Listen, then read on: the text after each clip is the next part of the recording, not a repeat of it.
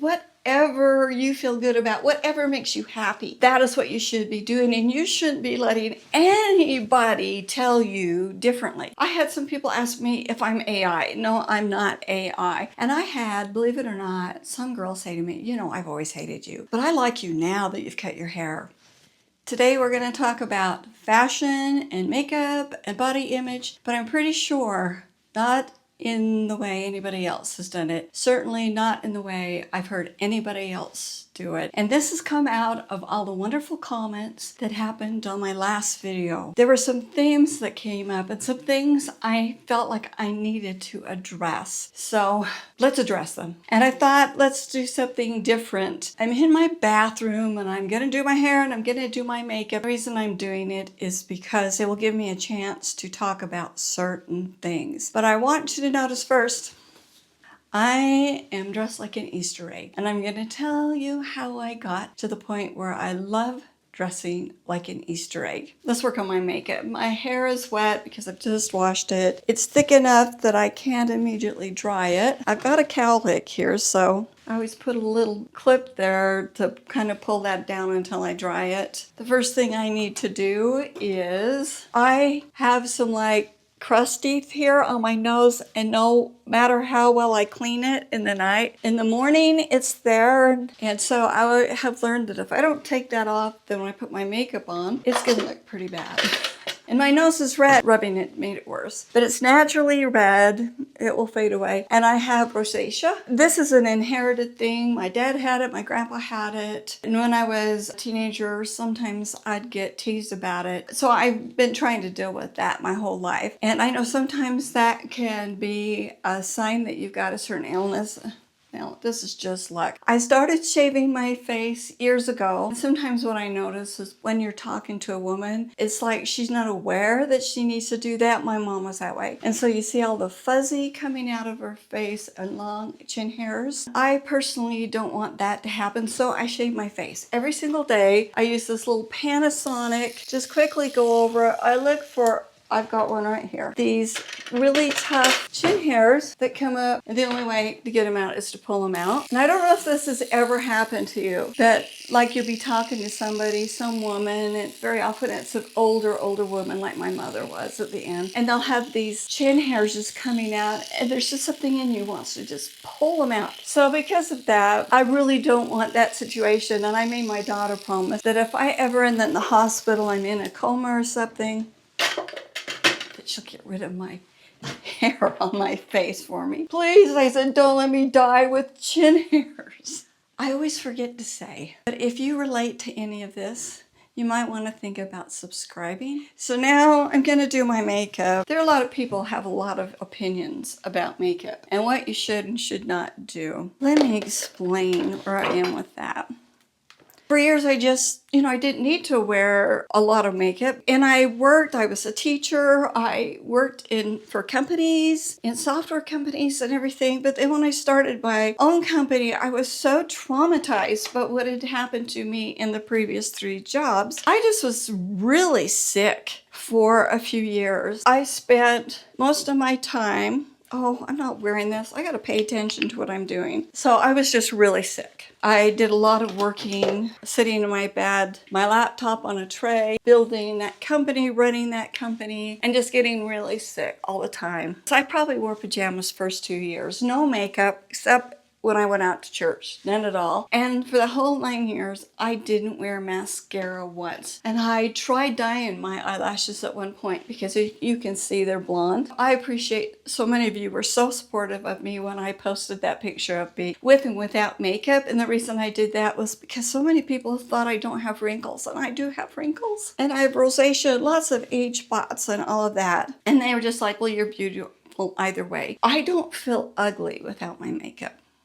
I just associate wearing makeup with how my health is, because I went all those 9 years with so much stress, not wearing hardly any makeup, that when I went back to work, a woman, an older woman in particular, really does need to wear makeup. I know in the last job there was a lady who didn't, and she just looked so old and tired, it was holding her back. And when you get to be an older woman and you're in the workforce, those of you who know, you don't have to try to look younger. I mean, you can't look younger than you are, despite what some people think. But you need to look nice and presentable, like you're taking care of yourself. I think that's the most important thing. Because really what you don't want is people thinking about it. You want them so they're thinking about your mind and the good job you're doing, and they're not thinking, oh, she's 65, she's 62, she's 50, she's 49.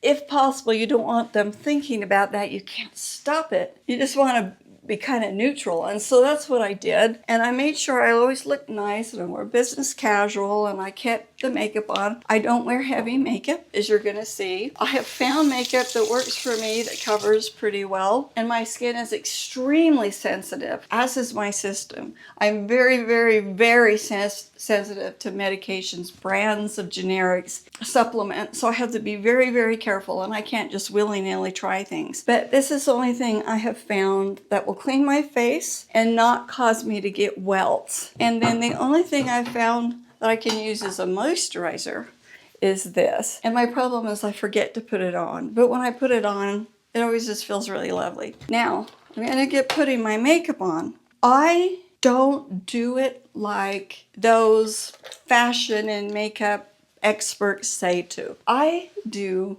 what I like to do. So many people give me compliments about my blue eyes. I love my blue eyes because I got them from my dad, and my husband loves my blue eyes. And so when I do things that make my eyes stand out, then I feel like that's good. They were my best feature. And it goes with my coloring. I put it here and up in my crease. But what I've noticed is in my 68 years is that makeup fashions have gone in and out, in and out, in and out. What is popular right now won't be popular in the future. When it comes to makeup and my clothing, I just do what I want. Then I use this kind of still blue just here in the corners, because this really does make my eyes pop out. So then I am going to take contour. I am just going to put it up here to kind of blend things up a little bit more. Then it again kind of helps me with the droopy eyes. Yes, I know I am doing it differently, but the whole point of this video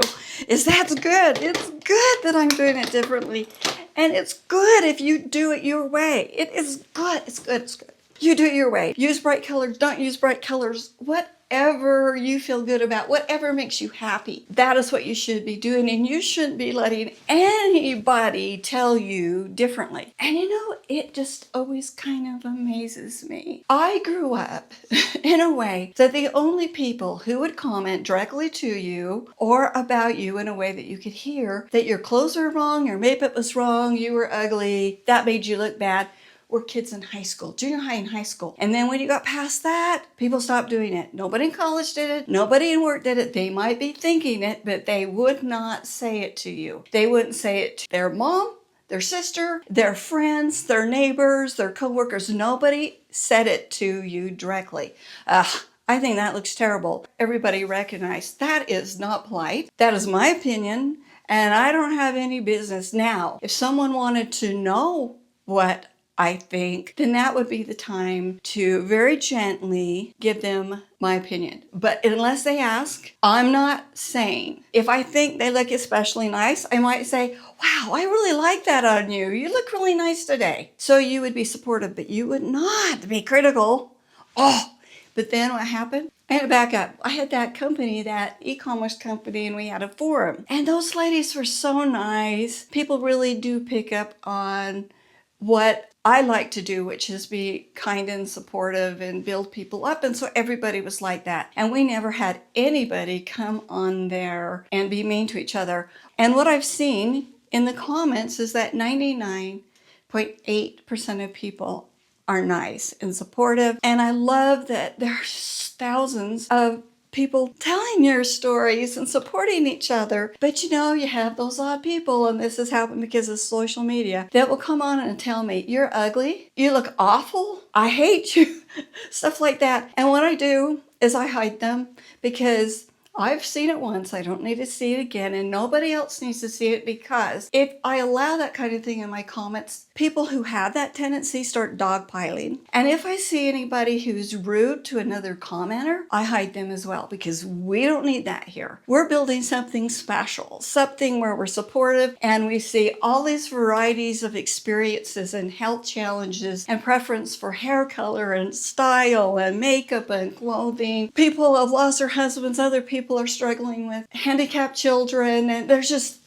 the gamut of life, but we're all united in, oh, it is so great to hear that it's all right to be myself. It's all right.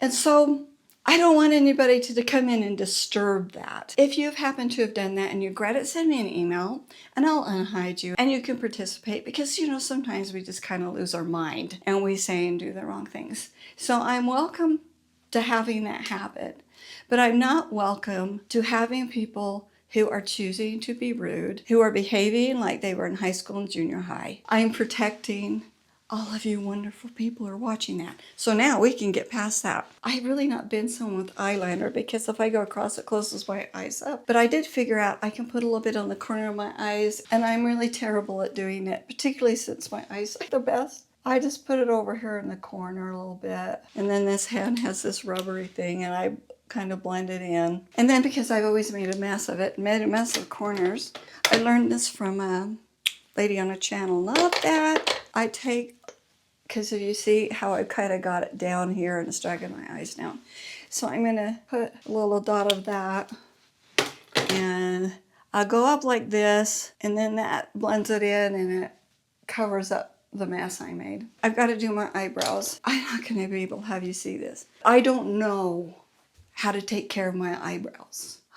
Sometimes I say, oh, well, I've got some really stray ones. Maybe I pluck them out. But I have never got my eyebrows shaped or anything. I'm a complete blank when it comes to that. Mostly I use this kind of blonde stuff. It's like a mascara to cover it up, and it's about the same color. That's great. But the ChatGPT told me to get this color, and I've used it, and then people really have complimented me on my eyebrows ever since. But I'm not good at it. I can't steer straight. I can't draw straight. And so I just do the best I can. And I have these wild white that stick up hairs coming in. They remind me of an old man. So I just kind of cover them the best I can, and I draw the line the best I can. And it's, if you were here and you're looking at it close, you'd be like, yeah, okay, nice try. Good for you for trying. And so it looks really bad. If I was stopping at this point, then it would be terrible. But fortunately, this one comes with a little brush, and I brush it up, and then it kind of brushes it into the actual hairs. It gets rid of the drawing mistakes, and I'm good. And now you can see me. And then I do put mascara on.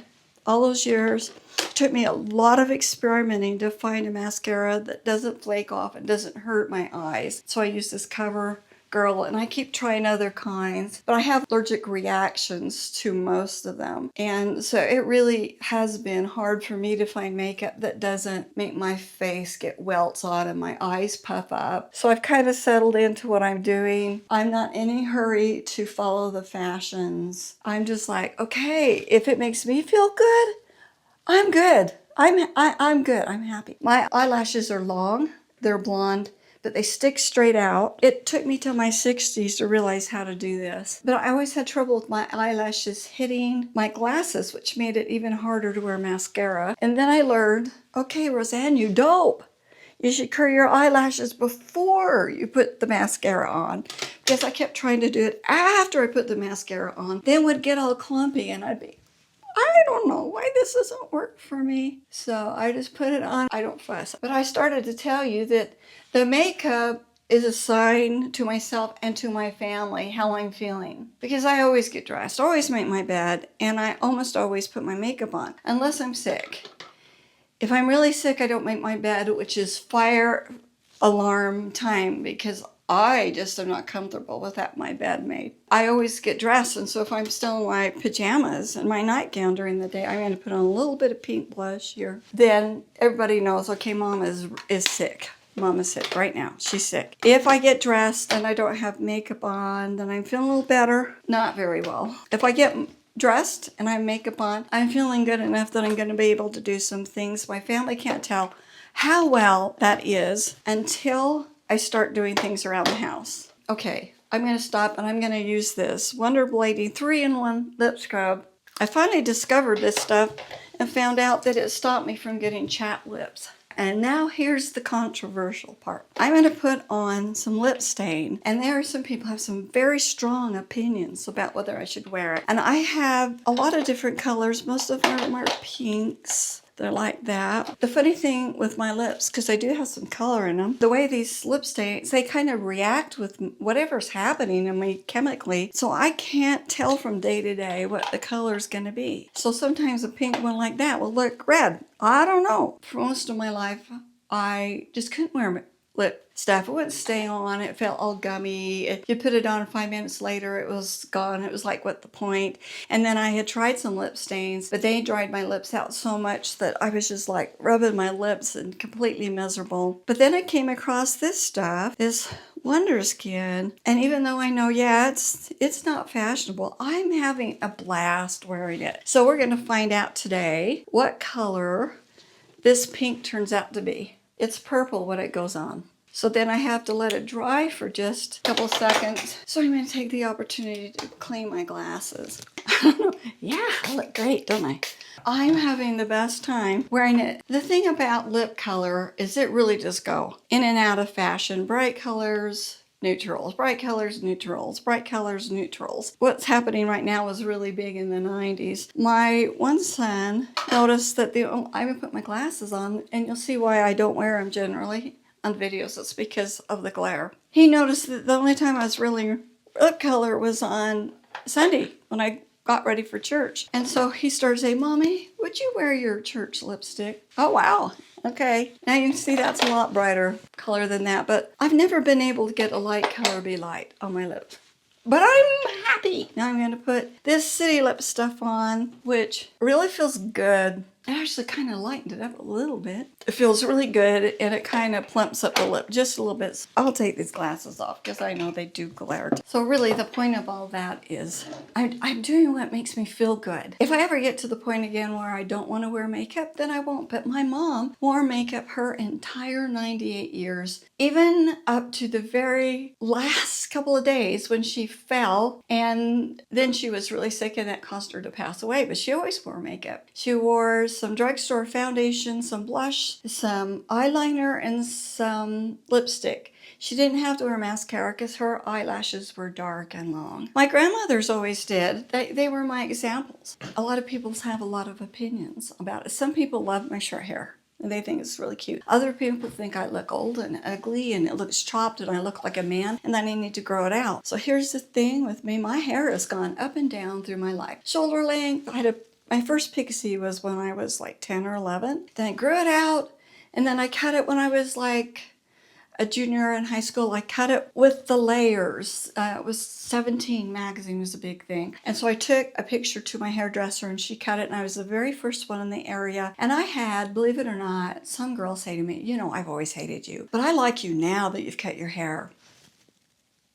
And then the girls all started to cut their hair with layers. It was nuts. But then I grew it out shoulder length, and then I cut it, and that was the way it went. Cut, grow, cut, grow, cut, grow. Because my hair is so darn thick that it's heavy, it's hot, it takes me forever to dry it, forever to do it. And then every once in a while I just needed the freedom of cutting it off. And so I just recently cut it again. I was keeping it long because I thought that's what he wanted me to do. And then one day he said, you know, it's fine if you cut it. You look pretty either way. And I was like, okay, I'm cutting it. For one thing, at some point I'm gonna have to let my hair go gray. I'm not there at that point because my hair's not ready for it. I have gray. You can't see it now because my hair's still kind of wet, but this is actually really pretty white. But most of my hair, I've got my grandmother's hair. She stayed blonde for most of her life. What they used to do is they use this colored shampoo rinse that they'd put on their hair. So that's what she started to do, and she did that up to the end of her life. But she warned me, when your hair goes gray, it's going to look really bad for a long time because it's not a pretty color gray. I think what she meant, and you can't see it because it's been not long since I got my hair colored. This is my natural color, what you're seeing right in here. What it's turned into is this really dark, ugly dishwater blonde. It's not a brunette. It is a very awful color, and there's just a little bit of gray in it, and there's a little bit of gray that's come along here. When I start seeing that I have a good amount of gray and it's coming in and it's pretty enough, I will grow my hair out gray at that point. But until that time, I'm not going to do it, because I need to do what makes me feel good. It makes me feel good to see me with my natural color. My hairdresser does a great job. I look forward to it going gray, actually, because getting my hair colored is really expensive. I don't know when that happened. It might just suddenly happen. I'm going to be 69 in November, so that's close to 70.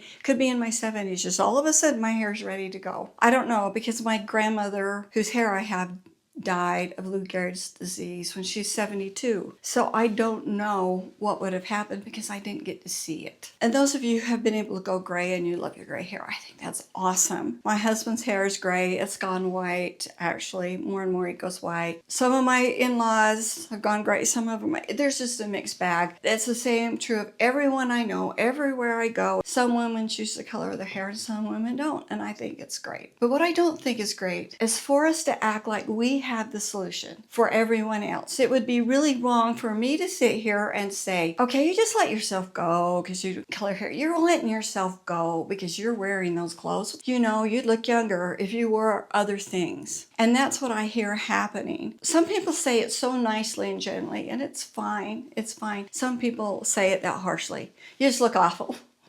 You're just lazy. Don't let yourself go. So let me tell you about my clothes. And I'm wearing one of my Easter egg dresses. So I've always loved color. When I was a kid, I wore it happily. But then, you know, the colors trend, and the rusts and the greens and the golds in the 70s, and just, you know, goes back and forth and whatever it was. But in my life, when I was a young married mother, I wore business casual, like khakis and sweaters, when I was at home taking care of the kids, cleaning the house, because that's what I like to do. So then when I transitioned to going back to college, I just wore the same clothes. When I transitioned to being a teacher, I wore the same clothes. It was great. And then when I was working in like software company, then I had to start getting more sedate. And I was heavier than I am now. I was like 20, 30 pounds heavier. I lost weight without me trying. I gained weight without me trying. And my husband will tell you my eating habits don't change. So I don't know what my body does. So I was dressing more sedately. And that was true through those. They were my last 3 jobs before I started my company. And then I told you when I had my company, I was just dressing sloppily and not taking care of myself. But I just was so stressed. Most of those years were just miserable. I had a lot of happy times with people, but as far as my health, it was really bad. Then when I went back to work, I was working and I had to start dressing in business casual. And then with my last job, I came across a miracle, because I'm a petite and it's very hard to buy clothing when you're a petite. But I came across loft.com and they have petite clothing, and I was making good money. And so I started having a lot of fun buying clothes and buying colors and peach and blue, and it was fun. And those clothing show up in the first couple of years of my videos before I got, you know, sick and before this big thing happened. And I look at them now and I'm like, I look pretty in those. What was I thinking? Because what happened is I started feeling really stressed, and I'd been watching some decluttering minimalism videos, and those ladies, you know, get down to like capsule wardrobe, and they were largely wearing black, cream, white, gray, navy, very sedate colors. And I got so influenced that when I decided to do decluttering on my channel, I went through and decluttered my closet, and I got rid of all of my flowery, bright, to me, pretty clothing, because I thought I had to. I thought I needed to. I thought I looked like a silly old woman to be wearing those clothing, and I didn't want to look like that. So I donated them, and I was trying to wear neutrals.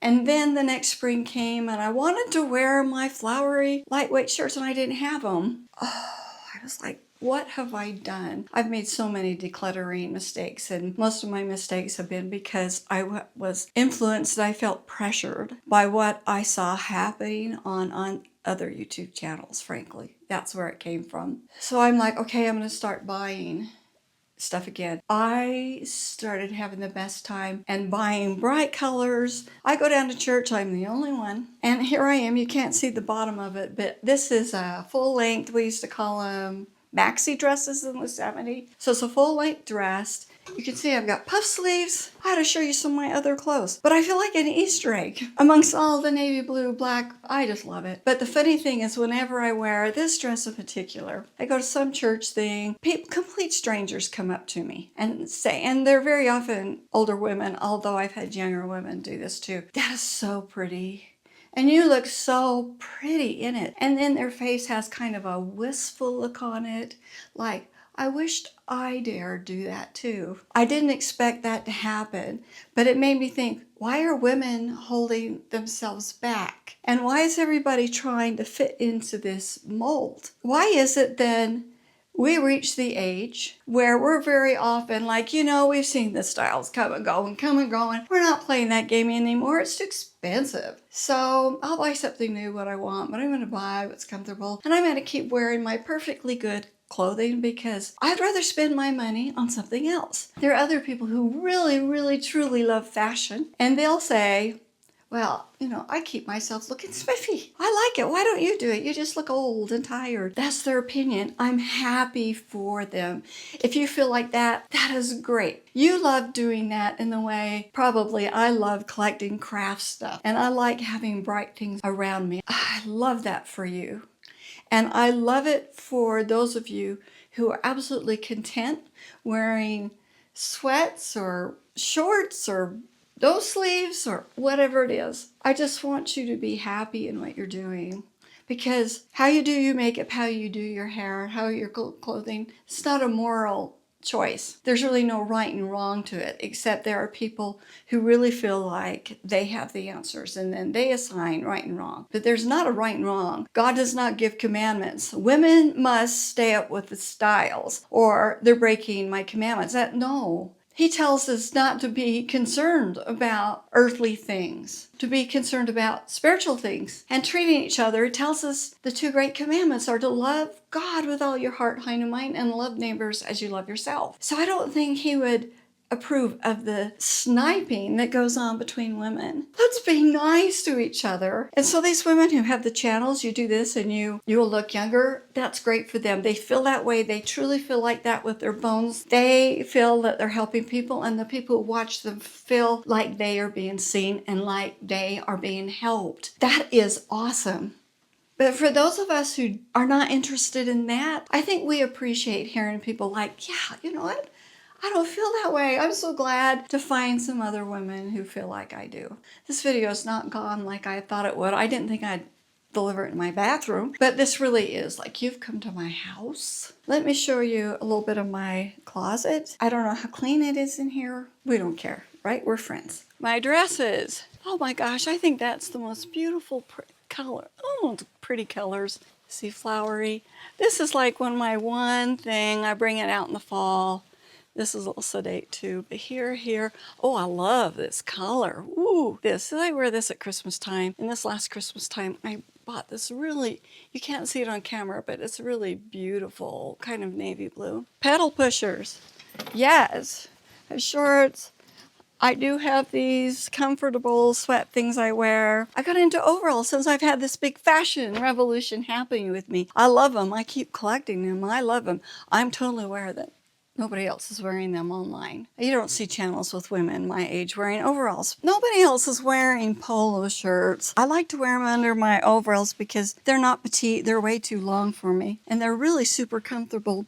I went through a period in the 2000s, I think, where I wore a lot of polo shirts. But at the time, everybody was wearing polo shirts and they were fashionable. But they're not anymore, unless you're a golfer, which I'm not. But I like them, and I collected them, these colors, and I wear them, in my videos, and I don't care. And I know there are people who think that is strange. I like these long sleeve set-in shirts because until I found the loft, as much as I wanted to wear them, and my husband likes me wearing them, I couldn't because the shoulders were down here, which pushed the thin part down on my fat part of my arm, and then the sleeves pulled and they were miserable and I couldn't wear them. But loft patterns, they're petites so that they're comfortable. And I started collecting them and I have lots of them and I drag them out. I love wearing these kind of sweaters and I like wearing bright colors. And when I did that major, I was influenced declutter, I got rid of my colored sweaters pretty much. And then I regretted it. Those were the first things I rebought because I wear them from fall through early spring. And another thing I've gotten back into, I don't know I've ever did this before, but I love t-shirts with things on the front of them. This is one of my newest things, circus staff. That's how I feel around this house with this big group. For those of you who don't know, 3 of our adult children and 2 of our grandchildren live with us. Cost of housing thing. We feel very blessed that our home is large enough to house all those people, but I love them all. And I've had the best time seeing my granddaughters grow up. Oh, look at this one. I haven't worn this one yet, but it says, I'm an old school thing you wouldn't understand. I recently started wearing these shirts and they've appeared in videos. Now, if this isn't old school, I don't know what is. This is the return of the 70s polyester. Very comfortable, by the way. But I was highly attracted to this print. This is one of the first flowery things that I bought. This is what I wear unless I'm going to church. I wear Crocs because they're the only thing that are comfortable. And I refuse to be uncomfortable. And I wear Keds. And I have a large selection of colors of Keds. Are we surprised that I have a lot of colors? No, you should not be surprised at this point. So this is why I say, I dress like an Easter egg. You do you. I want you to feel good about yourself. And don't let the world or social media or anybody, any stray person that comes up and tells you that you don't look right, don't let them do it to you. Okay? Okay. I'm so glad you're here, and I do read every single comment, and I'm so grateful for the community you're building with each other. I hope I see you again. Bye.